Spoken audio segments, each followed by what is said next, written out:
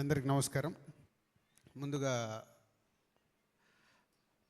అన్న తమ్ముళ్ళకి రాఖీలు కడుతున్న అక్క చెల్లెలందరికీ శుభాకాంక్షలు, రాఖీ శుభాకాంక్షలు. అలాగే Suhas, happy birthday to you. And Janaka అయితే గనక ఏంటో కోఇన్సిడెంట్గా ఇక్కడే అందరూ తండ్రులైన వాళ్ళే. ఈ మధ్య మా హీరో అండ్ మ్యూజిక్ డైరెక్టర్ ఈ సినిమా జరుగుతుంటేనే మళ్ళీ వాళ్ళు ఫాదర్స్ అయ్యారు. So Harshit and director and నేను కూడా వాళ్ళతో పాటు మా అన్వయ్ వల్ల జర్నీ చేస్తున్నాను. సో ఫాదర్కు ఉండే కష్టాలన్నీ చూస్తున్నాము. సో ప్రతి ఇంట్లో ఉండేది అది. కష్టాలు మీనింగ్ అంటే హ్యాపీగా ఉండే కష్టాలు అవి. సో జనక అయితే గనక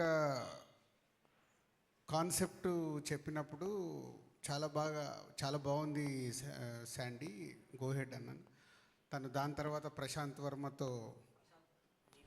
ప్రశాంత్ నీల్తో వర్క్ చేస్తున్నాడు. వెళ్ళి అక్కడ రైటర్గా జాయిన్ అయ్యాడు. ప్రశాంత్ వినడము, ప్రశాంత్ కూడా చాలా బాగుందని చెప్పి హర్షిత్ వాళ్ళు కంటిన్యూ అయ్యి స్క్రిప్ట్ చేశారు. అంటే ఈ స్క్రిప్ట్ అయిన తర్వాత కూడా సుహాస్ నీకంటే ముందు చాలామంది హీరోల దగ్గరికి ఇది స్క్రిప్ట్ వెళ్ళింది. విన్న వాళ్ళందరూ ఎక్సైట్ అవ్వడం, కానీ ఇది అమ్మో మేము చేస్తే ఎలా ఉంటుంది ఒక భయం. అలా 3-4 అయిపోయారు. శాండీ కూడా సరే ఏం చేద్దాం is busy with Prashanth Neel. సరే బలగం రిలీజ్ అయిన తర్వాత నేనే ఒకరోజు హర్షిత్ని శాండీని రండి అన్నాను. అని ఏంటి సార్, ఒక అబ్బాయి పేరు చెప్తాను, నాకు బలగం అయిన తర్వాత ఆ కాన్ఫిడెన్స్ ఈ కథ బాగా రీచ్ అవుద్ది అనిపిస్తుంది, చెప్తాను మీకు రీచ్ అవుద్దా అని అప్పుడు సుహాస్ గురించి చెప్పా. ఎందుకో అబ్బాయి చాలా ఈ కథలో ఉన్నట్టు మిడిల్ క్లాసు కుర్రాడిలాగా బాగా రీచ్ అవుతాడు అనిపిస్తుంది. సో అని ఇమ్మీడియట్లీ వీళ్ళు ఏం రియాక్ట్ అయ్యారో నాకు గుర్తులేదు, కానీ టైం తీసుకున్నావు కదా, ఇమ్మీడియట్గా వెళ్ళిపోయారు. ఓకే బాగుంటుంది సార్ అని. అంటే ఒక సినిమా కాన్ఫిడెన్స్. ఇప్పుడు కూడా మనకు ఈ మధ్య రిలీజ్ అయిన హాయి, కమిటీ కుర్రాళ్ళు, ఒక చిన్న సినిమాలు కొత్త వాళ్ళతో వచ్చినప్పుడు అవి బాగున్నాయి, ఆడియన్స్కి రీచ్ అయ్యి ఆడుతున్నాయి అన్నప్పుడు మాకు అది ఏ స్క్రిప్ట్ వచ్చినా ఒక కిక్ ఇస్తాయి. ఓకే ప్రేక్షకులు చూస్తున్నారు చేద్దామని. అలాంటిదే ఇది జనక అయితే గనక. ఒక మిడిల్ క్లాస్ అబ్బాయి వాడికి వచ్చే మినిమం జీతంలో వాడు హ్యాపీగానే ఉన్నాడు, పెళ్లి చేసుకున్నాడు, కానీ పిల్లలు వద్దంటున్నాడు. ఏంట్రా నీ గోలా అంటే, మీకు తెలియదు నా వైఫ్ ప్రెగ్నెన్సీ అయిన దగ్గర నుంచి హాస్పిటల్ ఖర్చులు ఎంత అవుతాయో మీకు తెలుసా నాన్న, మీ జనరేషన్ వేరు మా జనరేషన్ వేరు, డెలివరీకి ఎంత ఖర్చు అవుతుంది, అలా అన్ని లెక్కలు చెప్పి ఫాదర్ని నానమ్మని అందరినీ చూప్ చేస్తూ ఉంటాడు.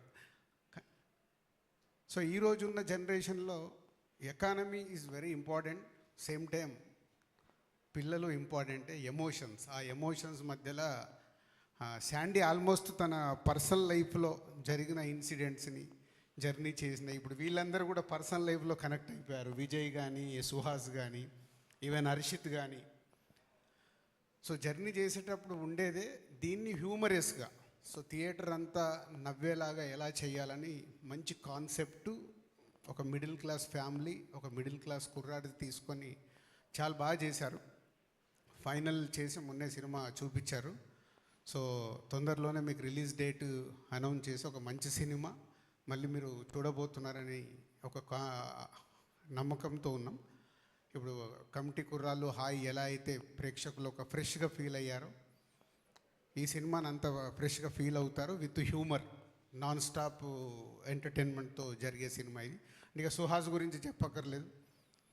అండ్ మలయాళీ అమ్మాయి అయినా వాళ్ళ వైఫ్ అండ్ హస్బెండ్గా పేరు చాలా క్యూట్గా, ఏదున్నా అమ్మాయి ఒకటే డైలాగ్ ఏంటి అని అంటే, మా ఆయన చూసుకుంటారులే అంటే అంత కాన్ఫిడెన్స్ హస్బెండ్ మీద. పిల్లలు వద్దన్నా ఓకే అంటది, ఏదన్నా ఓకే అంటది, అంత క్యూట్గా చేసింది అమ్మాయి. అండ్ సుహాస్ ఒక మిడిల్ క్లాస్ కుర్రాడు ఎలా ఉండాలో అలాగే ఉంటాడు. తన ప్రీవియస్ సినిమాలు కూడా మనం చూసాం. ఈ సినిమాలో కూడా మీరు చూస్తే, ఇప్పుడు సాంగ్ చూసినా, టీజర్ చూసినా చాలా ఒక మిడిల్ క్లాస్ కుర్రాడిలాగా కనిపిస్తాడు. సో గుడ్ సెట్తో వస్తున్న ఈ సినిమా తొందరలో మీ ముందుకు వస్తుంది. సో ఈరోజు సాంగ్ స్పెషల్. చాలా పాటలు చూసాము, రైటర్ చెప్పాడు. ఇప్పుడు విజయ్ బేబీ తర్వాత తను చాలా ఫేమ్ అయ్యాడు. పోతే కాకినాడలో ఉండి ఇప్పుడు హైదరాబాద్లో వచ్చి పని చేస్తున్నా అంటే ఆయన వైఫ్ ఎంత హెల్ప్ చేస్తే ఇక్కడ వరకు వచ్చి చేస్తున్నాడు. మీ వైఫ్కి నువ్వు సాంగ్ డెడికేట్ చేయడంలో తప్పే లేదు. సో ఎన్నో పాటలు చూసాం. లవ్ అనగానే మా సినిమాల్ని అప్పుడు ఇప్పుడు కలగన్నానే చెలి అన్నాం. ఫీల్ మై లవ్ అంటే ఆర్యాలో అన్నాం. సో ఒక అమ్మాయి, ఒక ఆడవాళ్ళ గురించి చెప్పడానికి పవిత్ర బంధంలో కారేసు దాసి అని ఒక అద్భుతంగా చెప్పారు. కానీ వైఫ్ గురించి అద్భుతంగా చెప్పే అవకాశాలు ఎవరికి రాలేదేమో, అది శాండీకి దొరికింది.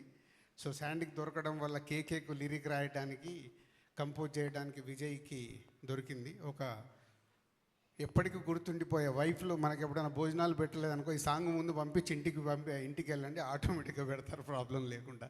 అంటే వాళ్ళు మనకి ఇచ్చేది ఎంతో ఉంటుంది. మనం బయటికి వెళ్ళేటప్పటికీ వాళ్ళకు 100 ఫ్రస్ట్రేషన్స్ ఉంటాయి. దాంట్లోకి వెళ్ళి బయటకు వచ్చి మనకు చేయాలి. కాబట్టి ఇది ప్రతి హస్బెండ్, ప్రతి వైఫ్కి డెడికేట్ చేయాల్సిన సాంగ్.